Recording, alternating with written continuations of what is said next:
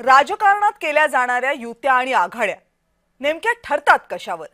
विचारांवर, भूमिकेवर, मूल्यांवर, तत्वांवर, नैतिकतेवर? यापैकी कशावरच नाही. राज्यात होणाऱ्या युत्या आघाड्या ठरतात त्या फक्त आणि फक्त एकाच गोष्टीवर, सत्ता. सत्तेमध्ये सहभागी होता यावं या आणि या एकाच कारणासाठी पक्ष नेते एकत्र येतात तरी किंवा मग एकमेकांपासून दूर जातात तरी. 2019 पासून महाराष्ट्राच्या राजकारणानं याची ढीग उदाहरणं दिलीत. पण तेवढ्यावरच थांबतील तर ते आपले नेते कसले?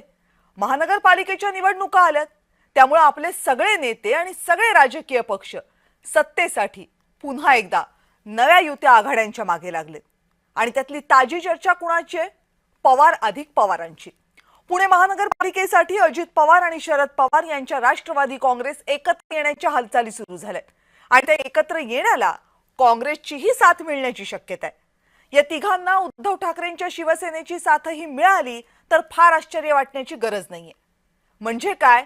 म्हणजे हे की राज्याच्या सत्तेत एकत्र असलेले राष्ट्रवादी काँग्रेस आणि भाजप हे पुण्यामध्ये एकमेकांच्या विरोधात लढतील आणि राज्याच्या सत्तेमध्ये एकमेकांच्या विरोधात असलेले थोरले पवार आणि धाकले पवार हे पुण्यामध्ये मात्र एकत्र दिसतील. आता जरा मुंबईमध्ये या.